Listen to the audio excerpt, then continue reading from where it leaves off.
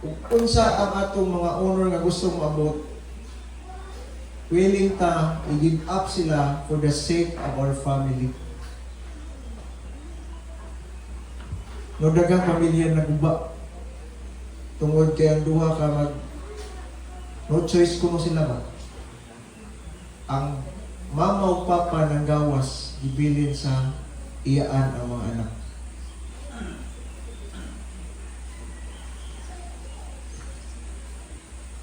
Ang ilang gingon because of economic consideration. Tungod kay para mapunin nila, manginabuhi mo po may ipadama po ng mga kwarta para mabuhong sila, para makaprovide nila. No.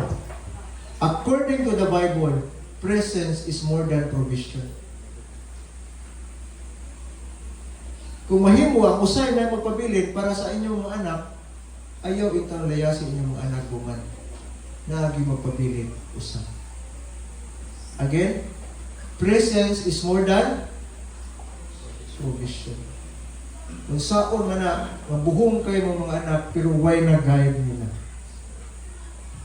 Tabla ragag na grace of monster. Future demon in the society.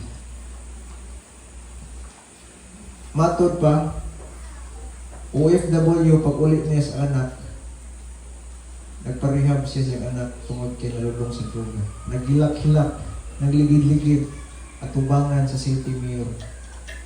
Kaya gipapriso man, kidaghan makawat din mo. No, we are willing to lay down, fathers, we are willing to lay down our plans. Ang atong mga plano, ang atong mga pangandoy sa kinabuhi para sa pamilya, for the sake of the family. Timaniha sa mga future amahan, presence is better than provision. Kung pwede, ang inahan magpabilin to guide the family, ang amahan mulayo.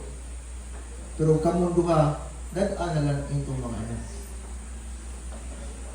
That is not the responsibility of the grandmother, the aunties.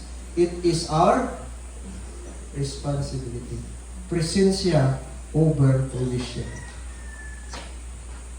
Dapat willing ta mo lay down sa itong mga garbo, mga plano para sa atong mga pamilya.